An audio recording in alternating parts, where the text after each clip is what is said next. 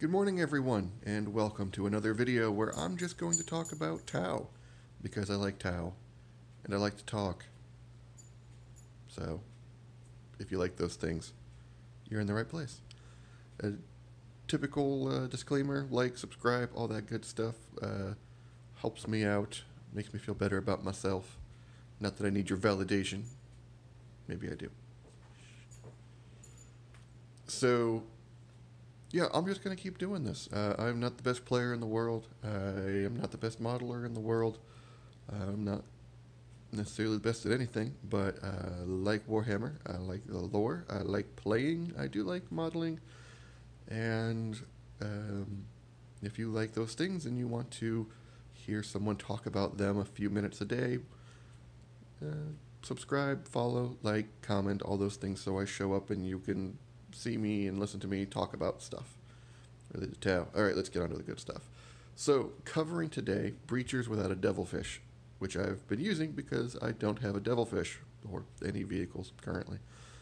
So, kind of stumbled upon this strategy by accident, didn't consciously come up with it ahead of time, but once it happened I started using it quite a bit more, and it's been very effective.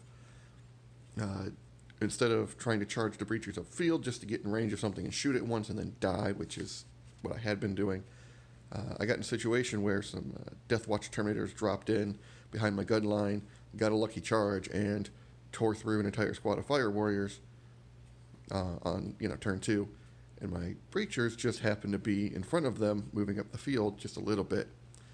So I pulled the rest of the units I had out of this cover they were sitting in, and playing Devilfish advanced the breachers right up into their face, popped hot-blooded, and since they were sitting in the cover that I had been in, where they tore me apart, also breaching clear, and killed all but one Terminator with just the shooting from the breachers, and then shot the last one off the board or something else. So the strategy I've started using is, if my opponent keeps things in reserve for deep strike, breachers stick around, usually the gun line, that's usually what they're coming for. I also typically have a stealth group that's moved up, that's deployed deep, stealth suits and ghost keel, and then my rail sides that are surrounded by drones, depending on the game size, 20 to 30 drones, a mix of shield and marker drones with my broadsides. People don't typically try to charge that because they know they're going to get tied up with the shield drones, because they're notoriously difficult to kill, and they can fly away and I can shoot you, and then I can charge back into you, and invuln save and a nice feel no pain. So my gun line's getting charged. Typically, if anything's deep striking, that's what they're deep striking. So if I know they're going to deep strike, they've got some use in reserve, keep the breachers near the gun line, but somewhere where the breachers aren't going to get deep struck easily, either right in front of the gun line or in between that gun line and another unit where they're not going to be in range for a charge. So that way they come in, charge a gun line. It's typical Overwatch. I'm not playing Tau, so I've only got the 6, not the 5 and the 6, which is a downside. That 5 up on the Overwatch, very nice with Tau Sept, but either way, charge in, get some wounds off, that's fine. Lose some Fire Warriors, it happens. Pull that infantry group back. Try to plan to have a place to pull the infantry group back to, where they're not just going to get run into by someone else, obviously. But all you have to do is get outside that 1-inch range, charge the breachers up. Again, with Viewerless Sept, you don't have the penalty for advancing and firing. Sorry, not charge the breachers up, advance. Terminology is important. Advance the breachers up, get them within 5 inches, if at all possible. Hot-blooded on them, fire twice on a unit of 10 breachers, which is, 70 or 80 points? 7 or 8 points, yeah, 70 or 80 points. Unit of breachers that can fire 40 strength 6 AP -2 shots. Bonus points if you can get markers on that target. I bring a lot of marker lights between Pathfinders and usually about a dozen marker drones with a drone controller. Good 36-inch range if you've got overlapping fields of fire. We should cover that in another video and how to effectively do that. But marker up that target. Now you've got a 3 of re-rolling 1s where you're re-rolling wounds if they're in cover with breach and clear, and just absolutely wrecking them. almost anything. At a strength 6, AP -2, anything short of heavy armor is going to be feeling that pain with 40 shots. When you're hitting, math is like 70% of the time, something like that. The 3 up with the reroll ones. So, yeah, you don't have to bring those breachers up. Now, if they're not deep striking, do the exact opposite. Keep the breachers behind your main gun line.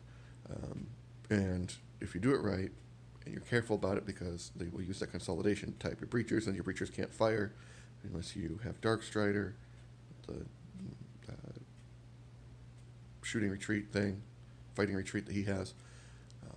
Barring that, because again, I'm playing Viorla Sept, and unless you're playing Tau Sept, you can't take Dark Strider. So keep them behind your gun line. Try to keep them close enough, because they only have a maximum 15 that they can at least get the Overwatch shots, which will help a little bit. If they do make it into combat with your Fire Warriors, keep the breachers far enough back that they're not going to get tied up. If you make, and I've seen people do this, not just myself, but they'll have like 2 squads of regular Fire Warriors up front, 2 lines deep, and then immediately behind that have the breachers.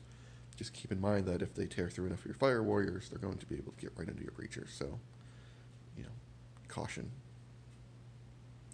But at that point, same thing. If you're going to fall back with your Fire Warriors, you can unload with your breachers. And I mentioned in my last video that I like to take the pistols because I can keep a unit tied up, and that works too.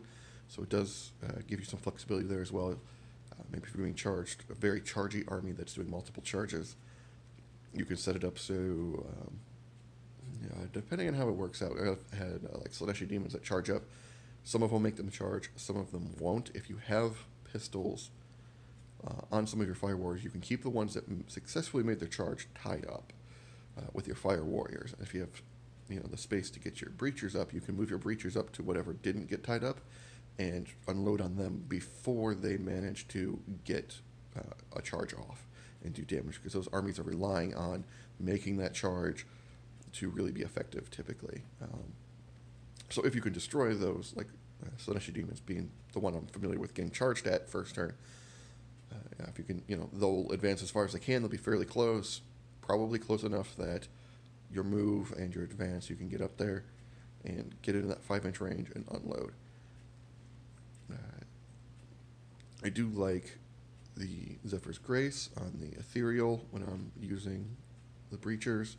I've only been taking 1 Ethereal recently, and I usually use it for the Sons of Stone, for the 6-up Feel No Pain, because a few lucky 6s here and there, very effective.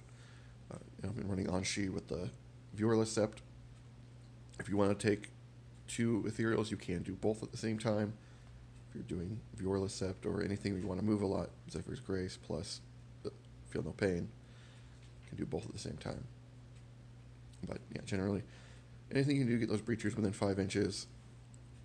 If you're playing Viorla Sept Hot-Blooded, it's fantastic. If you're playing Tau Sept and you're not using Dark Strider elsewhere, because he's fantastic, but you can only take 1, and you're going to want to use him for different things, but him with the breachers and the Tau Sept strategy, you can get +2 to your wound rolls, do a lot of damage that way, all that kind of standard stuff. But you can do all of that in the backfield without having to run up in the Devilfish, hope that they manage to get in range and fire before the enemy decides to wreck you, destroys your transport or whatever and leaves you stranded, or kills half your models in the lead up. You can just leave them somewhere out of line of sight or in cover, preferably out of line of sight, where they can just react to if your enemy makes it within range, if you're trying to move up. There are other strategies, of course. Keep your units out of range, fall back every turn, and move back every turn, and fire, so that might not be as effective. But if you're like me and you like to play aggressively and you like to get to the objectives and you like to have territories forward to keep your enemy from having board control, because a lot of the times what I'm seeing with Tau and castling is any decent amount of terrain, any enemy who knows to stay out of line of sight, and they have board control. So if you like to move around, like to get forward, the breachers covering your other units for those kinds of emergency situations, I have so far found to be very effective. And even if the breachers are missing a turn or two of firing because they're hanging back, because they're not getting up in the enemy's face. You're still going to have them late game, especially if you've kept them out of line of sight so far, and your enemy is just now getting turn 2, turn 3, just now getting into range to charge you and do serious damage, or even short range shooting armies getting in range to fire with effectiveness. Having those breachers at full strength with the ability to charge or advance up and decimate target unit makes it worth it. They're not a whole lot of points, even for a full 10-man squad. So it's not like you're a 1,000-point or 1,500 or 2,000-point game. A unit of breachers that hasn't been used every single turn is not a huge waste of points. So that's my rant on breachers for now. Again, like, subscribe, whatever you want to do there. Comments, questions, concerns. My brother does some streaming, and he keeps telling me I need to get something better than my phone to do this with, so I'll look into doing that and learning some video editing so I can actually show you guys some stuff. Put together some demonstrations on the tabletop. I actually have a pretty good picture somewhere of breachers destroying that Terminator unit, and I wish I had that on my phone, or a way to incorporate that in the video, but I don't. So, future enhancements. Alright. Have fun, guys. Peace out.